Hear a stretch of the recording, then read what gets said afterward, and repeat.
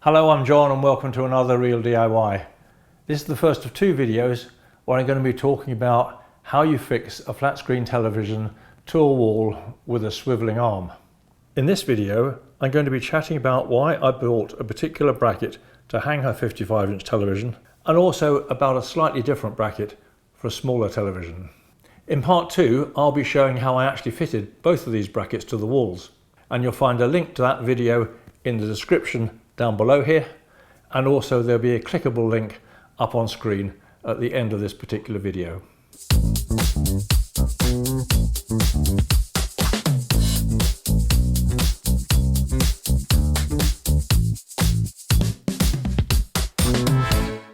So I'm going to run through very quickly some points about this particular wall plate, and I'm going to go through all the fixings that come with it too.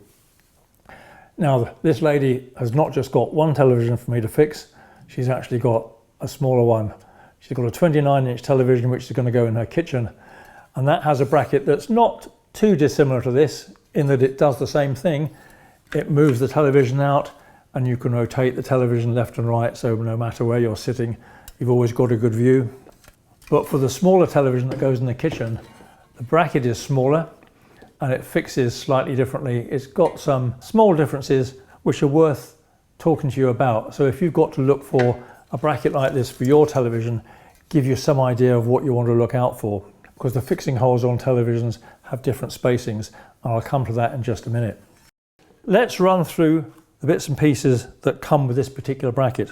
There are two of these arms, and these are fixing arms that you screw to the back of the television. They have holes in the top and slots in the bottom, and the bolts go straight through the back here into the television. You'll see there's a hook on the top, and at the bottom there's a screw. Well, there's a bolt that you do up with a Phillips screwdriver. And once you've got this plate bolted to the wall and you've got these fixed to your television, you can then offer the television up, hook it onto the top, and the television will then hang on this rectangular front plate. You can then tighten the screw underneath, which will stop this from sliding around and will keep the television safe. You can tilt the televisions too. You can tilt it down and you can tilt it up. At the moment this is all very loose because there's a bolt to go in here which is in the pack of bits and pieces down below me. So once these are on the television, you can then fix this to the wall. So this is the pack of fixings, fixing the back plate to the wall. Some very big raw plugs and some enormous bolts. They very kindly give you an HDMI cable, which I think is rather good. And then there's a packet with little compartments with a whole host of bits and pieces. And what we have here are some washers and some 5mm spacers. And then we've got some thicker ones, these are 10mm spacers. And then to actually fix the bracket to the television, there are three sizes of fixing bolts. There's M4s, two different lengths of M6s, and two different lengths of M8s. These are the two thumb screws with their bolts, and they go through the hole in this arm to hold the television at the desired angle. What I think is rather nice is these. Look, they give you some Velcro straps. Isn't that a great idea? There's four of them. So when you come to tidying up your cables, you can make sure they don't get trapped in the mechanism. So hopefully we can make some use of those. And one of the reasons I bought this particular bracket is because I like the fact that it has a long faceplate here. It allows you to position the television left and right. It gives you that rather nice fine adjustment, which a lot of other faceplates don't. And you'll see in the smaller television I do, you can't do that. The faceplate is not rectangular like this, it's square. It's quite different. But I think this is quite a nice idea, the fact that you can slide the television up and down here. When I looked at buying this particular plate, I liked it because it's got four fixings along the top. Those two are hidden by this. You can see them better actually if I turn it around. See, there's four slots at the top and there's four slots at the bottom. If you drill your hole through the center of the slot here, you've got the ability to move these left and right. And I know from experience that when you come to drill a brick wall, sometimes the drill bit doesn't really quite want to go in the direction you want it to go. It'll skew a little bit to one side or the other. Unfortunately, there aren't any slots down the side for up and down movement, so we're going to have to be pretty careful about making sure this is level. Now, talking of level, you're going to need a spirit level to do this. They very kindly supply you with a spirit level. Look at that, little plastic spirit level. I know from experience that these freebies kind of thing that come with these wall brackets are often really poor quality. Sometimes you can buy these base plates with a spirit level built into them, into the middle, but I would be very wary of those as well. So let's just see, first of all, how accurate this is. This bubble is not in the center. So what happens if we turn this round? And this is the way you test it. Oh, look at that. So that bubble is a long way over to one side. So that is a sure sign that this spirit level is no good. We can also do exactly the same thing by turning it upside down. And of course we can do the same thing by standing this on end. You can see that the bubble is slightly offset to the left hand side as you look. If we turn this round, it's definitely touching that black line. So this spirit level is frankly about as useful as a chocolate teapot. And that's going in the bin. When I come to do the job tomorrow, the first thing I'm going to do, having unpacked the television, is to fit these arms onto the back of it and make sure that I'm happy with where they're positioned vertically on the back of the television. I can then think about fitting the wall plate to the wall and find out exactly what position that's going to go in. So this television, I'm just using it for demonstration purposes. I brought this down from my workshop, and these are the 4 fixings on the back of it.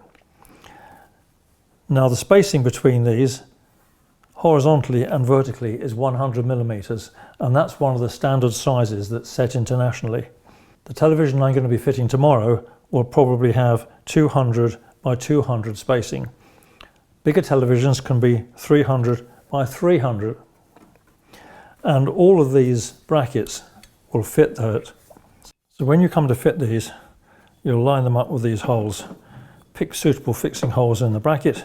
Make sure the bolts that you choose are not too short and neither are they too long. If they're too long, you risk going through and hitting the internals of the television itself, which of course you don't want to do. But something to think about is that these fixings are not in the center of the television. I would rather they were in the center, because the chances are when you mount your wall plate on the wall, if you mount your wall plate first, which is what a lot of people seem to be doing, you'll be mounting that plate and you won't have thought to yourself, how does it line up with the television? If you get the positioning wrong, you'll find that this television sits lower on the wall than you're intending. This is the bracket that's going to go on the kitchen wall, and as you can see from the picture on the front of the box, it's somewhat different. So of course inside we've got instructions. So this is the base plate for this particular arm, and it fits that way around. Again, it's got lots of holes. These are the 100 mil spacing holes. It's actually got 75 mil spacing as well if you've got a much smaller monitor. These 4 pieces are extension pieces for the base. These are wrapped up at the moment. There's 4 of them together. You can put them on the corners, so you can actually support a much bigger television with this back plate. So this square mounting plate will sit on the back of the television and it'll line up like that. So you can see that this plate is offset towards the top of the telly. And then inside we have lots and lots of screws and spacers. Packet of fixings, of course. Same kind of lag bolts as there are with the big television. And this is the bracket itself. It's considerably smaller. It's a bit stiff at the moment. I think I need to slacken some of those bolts. So many of these little brackets have only got a fixing at the top and the bottom. This one at least has got 1 fixing hole in the middle, which I think is going to be a good thing. They're just circles, they're not elongated, so there's no wiggle room really. You can't move this up and down or side to side, or particularly can you twist it. Twisting it's not so much of a problem. If your television is a little bit to one side or the other, as you undo that, you can then move this a little bit from side to side. Once this is fixed onto the back of the television, you see there's a bolt here, and that very neatly hooks on just like that. And if you look, you can see that the slot on here is elongated, and that allows you to rotate this very slightly. So this is a much smaller bracket. Still seems pretty sturdy, although I'm slightly worried that this is actually quite narrow. I think you might have to be careful. If you were going to put a really big television on this, I'm not sure there'd be enough support there. Again, something to look out for when you're going to buy a bracket like this. Well, that's a little rundown of what you might like to look for when you're going to be buying a swiveling bracket for your television. I hope you've enjoyed it. If you have, please give it a thumbs up and a like. How about subscribing? I'd really appreciate that. And don't forget to watch the second video, and that will show you how I actually fitted these to the walls. So I'll see you again soon. Thank you, bye for now.